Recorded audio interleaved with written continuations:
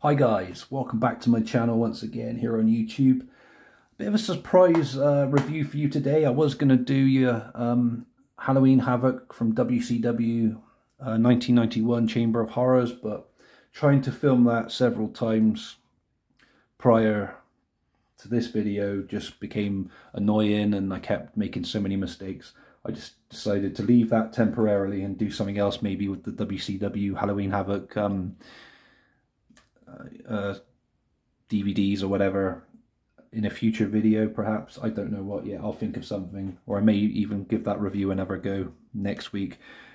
We'll see what happens. But in a swerve turn, I decided to grab this off the shelf and give it a watch. So yes, we have WWE Live in Italy 2-disc DVD from 2007, April 2007. I think it was April 19th, the week commencing of April 19th. So yeah, so we had the episodes of Raw, ECW and Smackdown, all on this 2-disc set, all live from Milan, Italy. This DVD was very difficult to come by. I managed to get it from CEX, of all places, through word of mouth from another friend. And thanks for that, dude. I'm very grateful. I think it was Rocket Dave. So yeah, well done, Rocket Dave, for letting me know a few years ago that this was for sale in CEX. I think I paid £12 or £15 for it at that point, but I think it's skyrocketed in price at the moment. It's very difficult to come by now. But yeah, we had the Live in the UK's released twice a year from 2007 onwards, I do believe. No, sorry, November 2007 we had one release, and then every April and November each year onwards, all the way till 2014, we had 2 Live in the UK's released. So this was the only Italy one, Live in Italy, sorry. So we yeah, we kicked things off with Raw on disc 1, which is pretty cool. Each show bringing so much nostalgia back, just putting it in the DVD tray and hearing the themes for Raw. For example, Raw had the Papa Roach Wanna Be Loved theme, which was awesome. ECW had the Drowning Pool Bodies theme, and Smackdown had the Rise Up respective themes. So yeah, we had Raw being kicked off with Vince McMahon coming out and just criticising the Italian crowd about their fashion sense, etc., and giving Umaga praise. Umaga was Intercontinental Champion at that point, and basically Vince said anybody from the crowd want to challenge Umaga for the Intercontinental Championship, and an unknown Santino Marella said, yeah, I'll do it, and decided to enter the ring and challenge Umaga for the championship. So this was Santino Marella's official WWE debut, and he managed to win the championship with the help of Bobby Lashley as well, I must admit. But there was also interference going on with Vince, and what was Umaga's voice called, the guy, you know, speaking on his behalf? Someone Estrada, I can't remember. But yeah, all those guys kind of interfering. But yeah, oh, and Vince was changing the match stipulations and shit like that as the match went on. Like, oh, now it's a no holds barred match, you know, shit like that. But thankfully Lashley came in and helped Santino pick up the victory. It was fun to watch for what it was, and you know, it wasn't like a great wrestling match, but you know, just entertaining. So it was pretty cool, I guess. So 3 out of 5 stars I gave that one. Next up we had Ric Flair and Carlito teaming up to go against the world's greatest tag team of Shelton Benjamin and Charlie Haas. So this was an average tag tag team match, you know, and it was good to see the world's greatest tag team together in 2007. I remember I saw them a lot together in 2003, so good memories from that as well. Give this match a 2.5 stars out of 5. The world's greatest tag team picking up the victory there. John Cena was backstage during a segment, and he was booed heavily by the Italian fans. And as soon as Shawn Michaels came onto the camera, big cheers, obviously.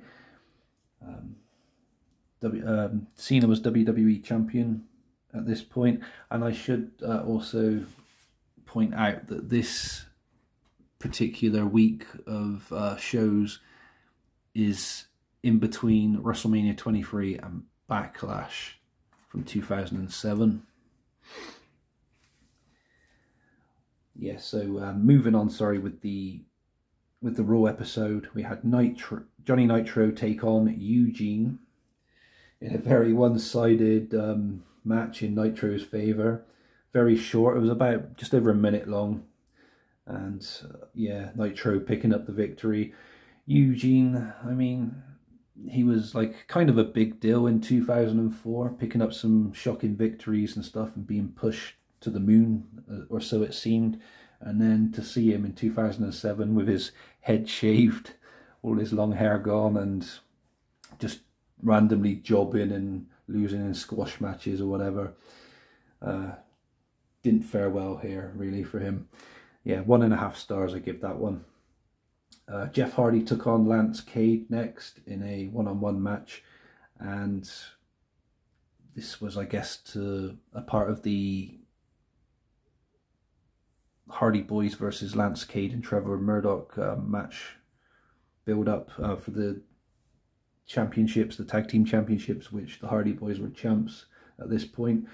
And I must admit, Lance Cade, you know, he looked very strong in this match and picked up the victory over Jeff Hardy.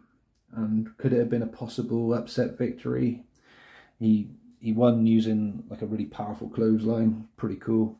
Kind of reminded me of like a young JBL, you know, like the size build, the moveset, that kind of stuff. Like the Justin Hawk Bradshaw kind of JBL, if that made sense. But yeah, 2.5 stars I give that one.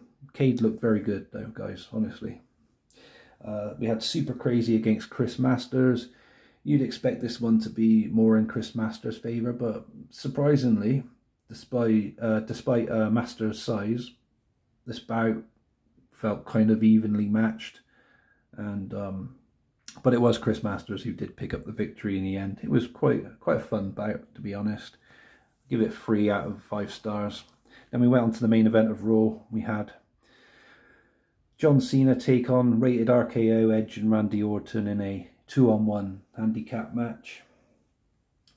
I kind of felt sorry for Cena, because the crowd were just cheering for Rated RKO throughout the match, and Cena heavily booed. But I did remember, like, during this kind of time period, how much fans really hated Cena, and it is such a shame, really. I know he kind of got rammed down our throats back then. It kind of feels similar to how WWE tried to ram Roman Reigns down our throats as well, but eventually, you know what I mean, you're just going to give in or you're not, aren't you? You're going to like him or you're not going to like him.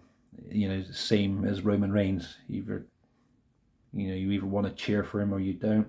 It's a bit like Marmite, you either love it or you hate it or whatever. Anyway, yeah, so the match, John Cena picking up the victory. We had Shawn Michaels come down to kind of interfere in the match, and he went to Sweet Chin Music. Cena ducked, and it caught, I think it was Randy Orton, and Cena pinned Orton, and also delivered I don't know if it was an FU back then or an attitude adjustment, sorry guys. So FU or an AA to Shawn Michaels. And then the funny part is with that, once once Cena delivered Michaels we'll say FU, yeah. We'll say it's the FU. Michaels then sold it like a complete dick. It just reminded me of SummerSlam 2005 and the match against Hulk Hogan. It was just, he was flopping around like just like a fish out of water. It was ridiculous. Complete oversell. But yeah, I'll give that match a 2.5 star rating out of 5. And that wrapped up the episode of Raw. ECW wasn't on for long, less than an hour. We kicked things off with the New Breed segment, in which Elijah Burke was trying to recruit CM Punk and, you know, tried to convince him to join the New Breed, and this was cut short by RVD, you know, interrupting the segment. I did enjoy that. It was quite fun. Good way to open the show. And then the first match we had after that was Nunzio against Snitsky. Nunzio tried to take down the big guy, but was sadly unsuccessful. Snitsky, I like this new look for him, you know, with the shaved head and whatever he'd done to his teeth or whatever. And like this kind of Monster Hill thing he was doing. Nunzio, like I said, he did put up a good fight, but he didn't really stand a chance against Snitsky. I give this one a 2 out of 5 star rating. Snitsky obviously picking up the victory there. We had a tag team match next. Kevin Ford and Marcus Corvan against Tommy Dreamer and the Sandman. A fair competitive bout. Both teams looked pretty cool and pretty evenly matched. Dreamer and Sandman picking up the victory there. And we had I give this one a 3 out of 5 star rating for that. Another segment in which Bobby Lashley congratulates Santino Marella on his Intercontinental Championship win, which went on for about 5 minutes. It was okay, I guess. The Italian crowd loved it, so it made sense to do it as well, didn't it? And then the main event for the ECW show, we had Rob Van Dam take on the leader of the New Breed, Elijah Burke. Co-main event.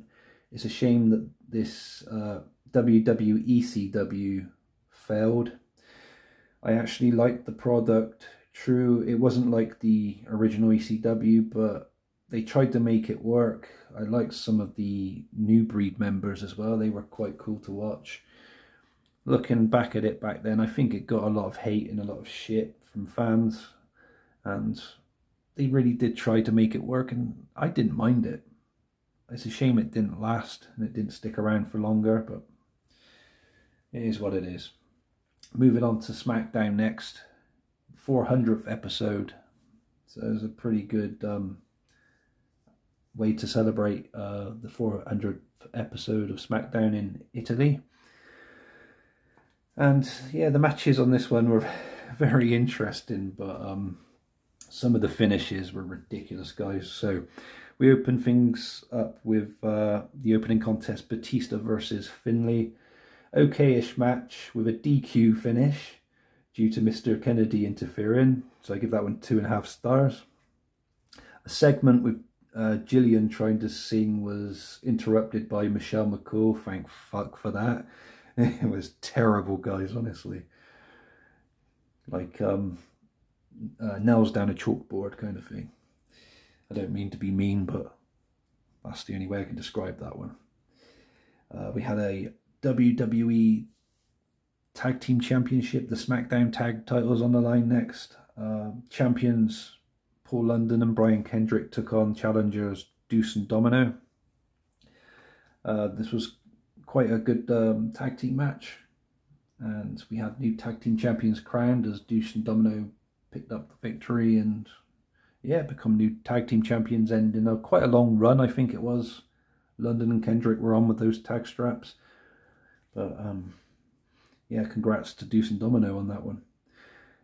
We had another 2-on-1 handicap match, similar to when Raw had one in the main event, obviously, with Cena against Rated RKO. This time we had Kane take on Dave Taylor and William Regal. So Taylor and Regal put up a good fight to begin with, but lost the match via count out and this is quite a rarity because we have a count. Not only do we have a count out and a DQ on the same show, but in like wrestling companies today, it's very, very rare you get a count out or a DQ. So I thought I'd add that to my notes as well, because it got me thinking about that. And then we got to the main event, Taker against Mr. Kennedy. But wait, another DQ finish, guys. Yes, another DQ finish. This time, Fit Finlay runs in, interfering on behalf of Mr. Kennedy and attacking the Undertaker. So this show had 4 matches, 3 of which had DQ finishes, 2 DQ finishes and 1 count out. Very, very, very rare this would happen in 2024. But yeah, it was good to have the odd DQ match, I thought to myself, but to have them all on one show was fucking crazy, questionable booking. But it's good to see it again, you know, because like I said, it's a rarity for fans in 2024. But to look back and see the DQ and a count out finish, 2 DQs and a count out finish, beg your pardon, guys, very cool. Anyway, show ratings. I decided to give Smackdown a 7.5 out of 10. Raw got a 5.5 out of 10. And ECW got a 7 out of 10. Overall DVD rating as a set, I've decided to go with 7.5 out of 10. It was very fun to just pick this off the shelf and decide to go with a review for it. It was over pretty fast because obviously no commercial breaks or anything on this DVD, which shortens each of the shows to their normal run time. And yeah, this was like over within a blink of an eye pretty much. But it was fun, and it helped bridge the gap between Mania and Backlash. And it got me thinking, you know, what if back then WWE had released monthly DVD sets of the shows, so we had the whole month of Raw, the whole month of ECW, and the whole month of SmackDown on one big 8-disc set or something like that each month throughout the year. And you know, you could go then to watch back on DVD the shows in between the Manias and the Backlashes or whatever, or the other pay-per-views. Wouldn't that have been fun? But yeah, that's another missed opportunity, I guess, from Silvervision or Fremantle or whoever, and WWE themselves. But yeah, that was just another cool idea that came to mind. But yeah, guys, if you're ever trying to obtain a copy of this, expect to pay a lot of money. It is a very difficult one to come by, but I highly do recommend picking it up and giving it a chance. I did enjoy doing this review, and hope you've enjoyed watching this. Let me know if you plan on getting this, or if you do have this in your collection. Like I said, it is a bit of a bitch to find, but good luck to you if you decide to go down the path of obtaining a copy for yourself. Comment, like, subscribe, all the rest of it, and I'll catch you guys again soon for another video. You all stay safe. Goodbye for now.